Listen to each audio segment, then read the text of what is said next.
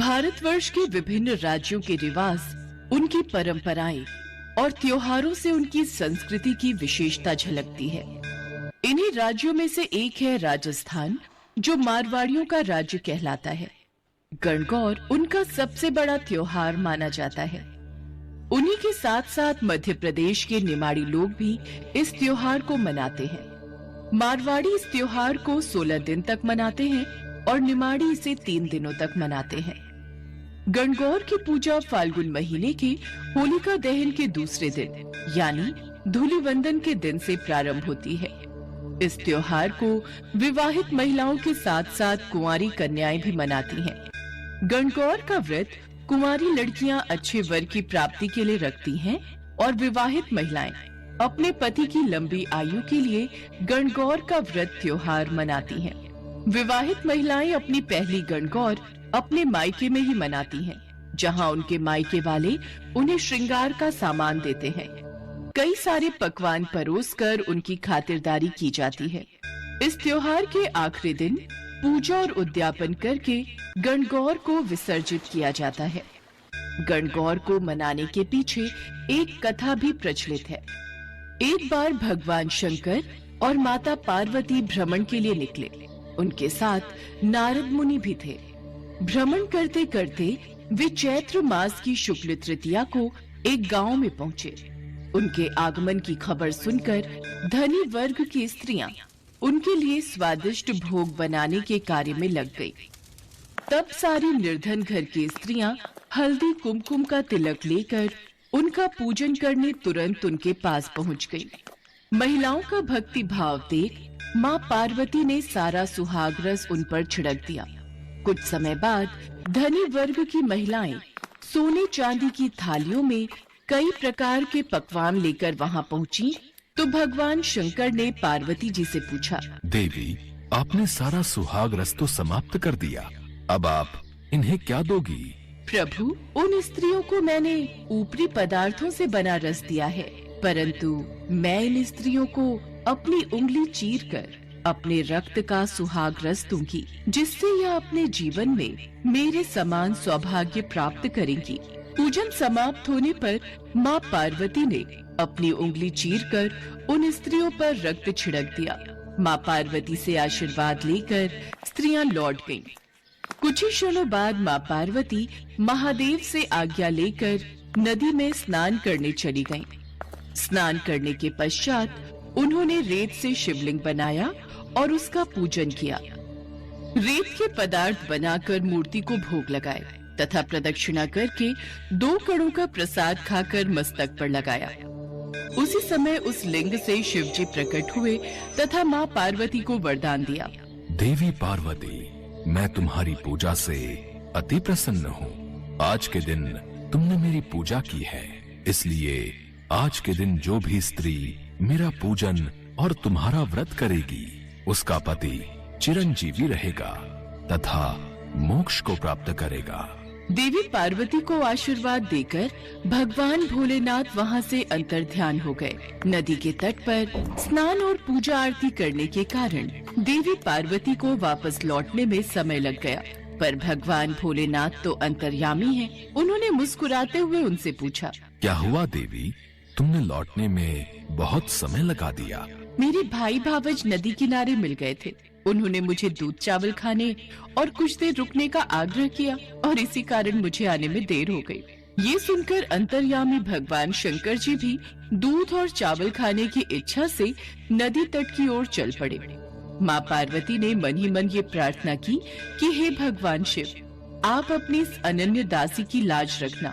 जब भगवान शिव नदी किनारे पहुँचे तो उन्हें वहाँ एक महल दिखाई दिया। उसी के साथ माँ पार्वती के भाई भावज भी दिखाई दिए। भगवान शिव, माँ पार्वती और नारद मुनि 2 दिनों तक महल में रहे। तीसरे दिन माँ पार्वती ने भगवान शिव से चलने की विनती की, परंतु शिव जी तैयार नहीं थे। नाराज होकर माँ पार्वती अकेले ही निकल पड़ी, इसलिए भगवान शिव को भी उनके साथ निकलना पड़ा। उनके साथ साथ नारद मुनि भी चल पड़े, परंतु आधे रास्ते में पहुंचने पर भगवान शिव माँ पार्वती से बोले, देवी, मैं तुम्हारे मायके में अपनी माला भूल आया हूँ। देवर्षि नारद, कृपा करके क्या आप वहां जाकर मेरी माला ला सकते हैं? नारायण नारायण, जो आज्ञा महादेव, मैं अभी आपकी माला लेकर लौटता हूँ। जब नारद मुनि नदी के तट पर पहुँचे तब उन्हें वहाँ कोई महल नजर नहीं आया। वहाँ दूर दूर तक सिर्फ जंगल ही जंगल था। नारद मुनि को शिव जी की माला एक पेड़ पर टंगी मिली। उन्होंने वह माला उतारी और भगवान शंकर को जाकर सारी बात बता दी। शंकर जी हंसने लगे और बोले, देवर्षि नारद, ये सब देवी पार्वती की ही लीला है। वे चाहती थी कि वे इस व्रत को गुप्त रूप से रखें और वो अपने इस कार्य में सफल भी रहीं। यह सुनकर नारद जी बहुत प्रसन्न हुए और उन्होंने देवी पार्वती के समक्ष नतमस्तक होकर कहा, नारायण नारायण, माते, आपकी महिमा अपरंपार है।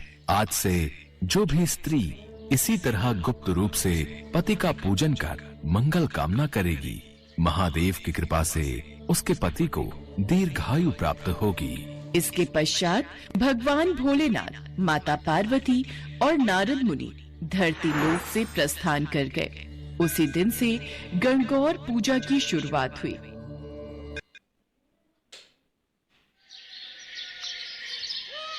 जय शिव शंकर चाचा जी। जय शिव शंकर कुमकुम बिटिया। जय शिव शंकर मौसी। जय शिव शंकर कुमकुम बिटिया, अपनी साइकिल दौड़ाती हुई कहाँ जा रही है? मौसी, शिव मंदिर जा रही हूँ। आज सोमवार है ना, तो भगवान भोलेनाथ का दूध से अभिषेक करूंगी और खीर का प्रसाद भी बनवाना है। मंदिर में दूध और अपनी साइकिल दौड़ाती हुई कहाँ जा रही है? मौसी, शिव मंदिर जा रही हूँ। आज सोमवार है ना, तो भगवान भोलेनाथ का दूध से अभिषेक करूंगी और खीर का प्रसाद भी बनवाना है। मंदिर में दूध और चावल दे आई थी। पंडित जी राह देख रहे होंगे, खीर बनाने में उनकी मदद करूंगी। जीती रह बेटी, सचमुच कितनी प्यारी बच्ची है। भगवान शिव की कितनी पूजा करती है। इसके लिए अच्छा सा लड़का मिल जाए और इसकी शादी हो जाए तो इसके माता पिता की चिंता दूर हो जाएगी। कुमकुम एक पढ़ी लिखी संस्कारी लड़की थी। वो बचपन से ही भगवान शिव की बहुत पूजा करती थी। कुमकुम को ये संस्कार अपने माता पिता से ही मिले थे। ये लो माँ, ये लो बापू, खीर का प्रसाद। अच्छा, मैं राधा के घर जा रही हूँ। सुबह से उसने कितनी बार बुलावा भेज दिया। सुनो जी, कल कुमकुम की सहेली राधा की शादी में भी जाना है। कुमकुम अपनी सहेली के घर चली जाती है, पर उसके पिता का चेहरा उदास हो जाता है और वो फूट फूट कर रोने लगते हैं। सुनो जी, अगर आप ऐसे रो दोगे तो मुझे भी रोना आएगा। क्या आपको भगवान शिव पर भरोसा नहीं है? वो हमारी कुमकुम को कुछ नहीं होने देंगे। उन पर भरोसा रखो। कुमकुम का जन्म भगवान शिव के आशीर्वाद से ही हुआ था। फिर भला वो उसे कुछ कैसे होने देंगे? हम सब तो ईश्वर की संतान हैं। हमारी कुमकुम तो भगवान शिव की बेटी है। वो उनकी इतनी पूजा पाठ करती है तो वो उसे उसका फल अवश्य देंगे। हमने बचपन से ही भगवान शिव के प्रति कुमकुम की आस्था को जगाए रखा है। हमारी बेटी अल्पायु नहीं, दीर्घायु है। पर सोमलता, पंडित जी के कहे अनुसार हमारी पुत्री की कुंडली में भारी संकट है, जिससे उसकी... बस और कुछ मत बोलो।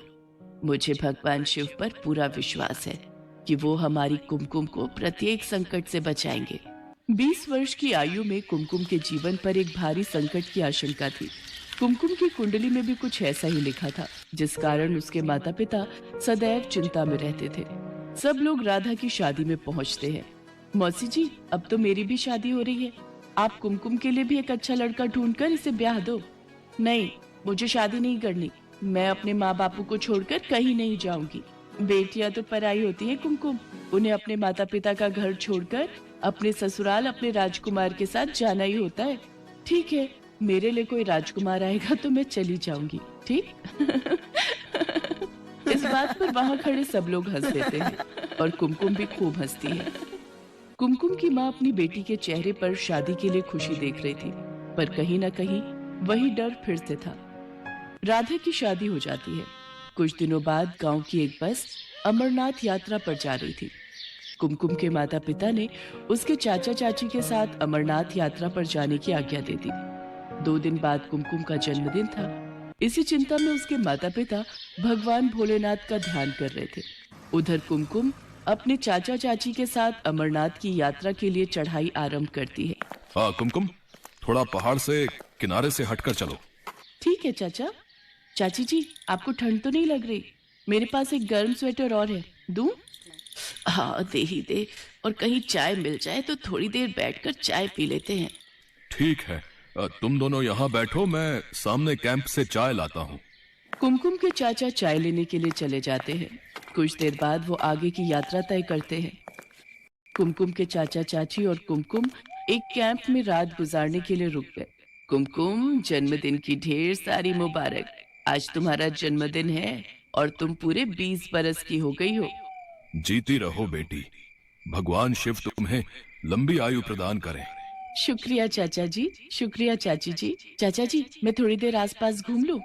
ठीक है बेटी, पर ज्यादा पहाड़ के किनारे पर मत जाना। कुमकुम आसपास का वातावरण देखने लगती है। अमरनाथ पर बसे पहाड़ बहुत सुंदर लग रहे थे। बर्फानी गुफा बस कुछ ही दूरी पर थी। कुमकुम ओम नमः शिवाय का जाप कर रही थी। हे शिव शंकर, आज आपके आशीर्वाद से मैं आपके परम धाम अमरनाथ की यात्रा कर रही हूँ। आज मेरे जन्मदिन पर मुझे की दूरी पर थी। कुमकुम ओम नमः शिवाय का जाप कर रही थी। हे शिव शंकर, आज आपके आशीर्वाद से मैं आपके परम धाम अमरनाथ की यात्रा कर रही हूँ। आज मेरे जन्मदिन पर मुझे आशीर्वाद दो भगवान। अगली सुबह कुमकुम और उसके चाचा चाची आगे का रास्ता तय करते हैं। ऊंचे ऊंचे पहाड़, नदियां देखकर कुमकुम का मन बहुत खुश हो रहा था। तभी कुमकुम का पैर पहाड़ के किनारे से फिसल जाता है और वो चिल्लाती हुई नीचे खाई में गिर जाती है। उसके चाचा चाची का रो रो कर बुरा हाल था। अरे, अब कोई मेरी बच्ची को बचाओ। हे भोलेनाथ, मैं अब भैया भाभी को क्या जवाब दूंगा। हे शिव शंभू, आज कुमकुम बिटिया का जन्मदिन है। भैया भाभी को जिस बात का डर था, अगर वो बात सत्य हो गई तो आप पर कौन विश्वास करेगा भगवान। कुमकुम तो आपकी बहुत पूजा करती है, आप पर बहुत विश्वास करती है। कुमकुम ने सदैव मेरी उसने अभी पूजा दुनिया में और देखा ही भक्ति क्या की है। भगवान उसे मैं बचा लो, उसके उसे जीवन पर कुछ आया नहीं होना संकट चाहिए। भैया इतनी खाई में गिरकर बचना मुश्किल है। आज अब तो उसे भोलेनाथ ही दीर्घायु कोई प्रदान चमत्कार कर सकते हैं। कुछ देर सुरक्षा बाद कर्मियों की कुमकुम टीम ढूंढ झाड़ियों रही के है, बीच पर बेहोश अभी पड़ी तक लड़की दिखाई का कुछ देती पता नहीं है। उसे जरा सी पुलिस भी आ गई है, आई थी। लड़की को ये तलाश कर रही देखकर है। सब लोग हैरान रह जाते हैं। को तलाश कुछ देर बाद वो कहीं भी दिखाई नहीं दे रही थी। सब लोग उसे भगवान शिव का माँ पार्वती भगवान शिव से बोली, प्रभु, कुमकुम आपकी बहुत भक्ति करती है, उसे जीवन दान दीजिए, उसकी रक्षा कीजिए। अपनी समाधि से उठिए, अपने नेत्र खोलिए प्रभु। आपकी पुत्री कुमकुम इस समय विपदा में है। वो आपके दर्शनों के लिए अमरनाथ यात्रा पर आई है, इसलिए उसके विश्वास को टूटने मत दीजिए। उठिए प्रभु, उठिए। कुमकुम ने देवी पार्वती सदैव के मेरी पुकारने पूजा पर भगवान और शिव भक्ति अपने की है। नेत्र खोलते हैं। मैं देवी उसके जीवन पर आया संकट आप तो जानती हैं, दूर करके जो भी भक्त आज सच्चे हृदय से दीर्घायु प्रदान पूजा और भक्ति करते कुछ देर हैं, बाद कुमकुम मैं झाड़ियों के उनके बीच जीवन बेहोश के पड़ी सारे दिखाई संकट देती है। दूर उसे कर- जरा सी भी खरोच नहीं आई थी। ये देखकर सब लोग हैरान रह जाते हैं। कुछ देर बाद कुमकुम को होश आता है। सब लोग इसे भगवान शिव का मनाया जाने वाला गणगौर पार्वती और भगवान शिव की आराधना से जुड़ा हुआ है।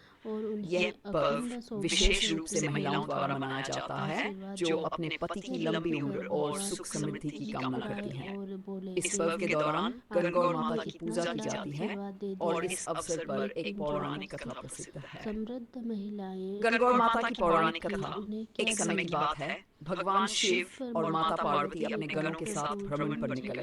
वे जंगल से गुजर रहे थे, तभी एक गांव में पहुंच गए। उस गांव की महिलाओं को जब यह ज्ञात हुआ कि भगवान शिव और माता पार्वती वहां पधारे हैं, तो उन्होंने उनका स्वागत करने का निश्चय किया। गांव की महिलाओं ने अपने सामर्थ्य के अनुसार पकवान बनाए और भेंट लेकर भगवान शिव और माता पार्वती की पूजा करने आई। सबसे पहले गांव की संपन्न महिलाएं स्वर्ण और रत्न जड़ित थालों में भोग लेकर आई और देवी देवता को अर्पित किया। उनके बाद मध्यम वर्ग की महिलाएं अपने सामर्थ्य के अनुसार पकवान और फल फूल लेकर आईं। अंत में गरीब घरों की महिलाएं भी आईं, लेकिन उनके पास देने के लिए बहुत सीमित संसाधन थे। फिर भी उन्होंने अपने प्रेम और श्रद्धा से भरा हुआ प्रसाद चढ़ाया। माता पार्वती ने सभी महिलाओं का स्नेह देखा और उनके द्वारा अर्पित प्रसाद को ग्रहण किया। कि मगर आप माता ने गरीब महिलाओं के प्रेम और भक्ति से प्रसन्न होकर अपना पूरा सुहाग, सिंदूर, चूड़ियां, महावादी उन पर न्योछावर कर दिया और उन्हें अखंड सौभाग्यवती होने का आशीर्वाद दिया। ये देखकर भगवान शिव मुस्कुराए और बोले, देवी, आपने इन्हें इतना बड़ा आशीर्वाद दे दिया, लेकिन जो समृद्ध महिलाएं पहले आई थी उन्हें क्या मिला? इस पर माता पार्वती ने कहा, प्रभु, जो पहले आईं वे अपनी संपत्ति और वैभव के साथ आई थी, लेकिन जो अंत में आईं वे सच्चे प्रेम और श्रद्धा से भरी हुई थी, इसलिए मैंने उन्हें अखंड सौभाग्य का वरदान दिया। इस तरह से यह संदेश मिलता है कि सच्ची भक्ति में दिखावे की आवश्यकता नहीं होती। प्रेम और श्रद्धा से किया गया अर्पण ही ईश्वर को प्रिय होता है। तभी से महिलाएं गणगौर माता की पूजा कर अपने पति की लंबी उम्र और सुखमय वैवाहिक जीवन की प्रार्थना करती हैं। गणगौर पर्व की विशेषताएं। यह पर्व होली के दूसरे दिन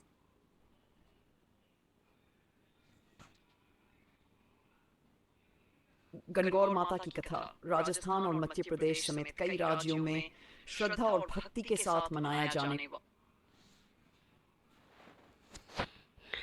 यह पर्व होली के दूसरे दिन से शुरू होता है और 16 दिन तक चलता है। कुंवारी कन्या अच्छे वर की प्राप्ति के लिए और विवाहित स्त्रियां अपने पति की लंबी उम्र के लिए व्रत रखती है। इस दौरान महिलाएं प्रतिदिन गणगौर माता की पूजा करती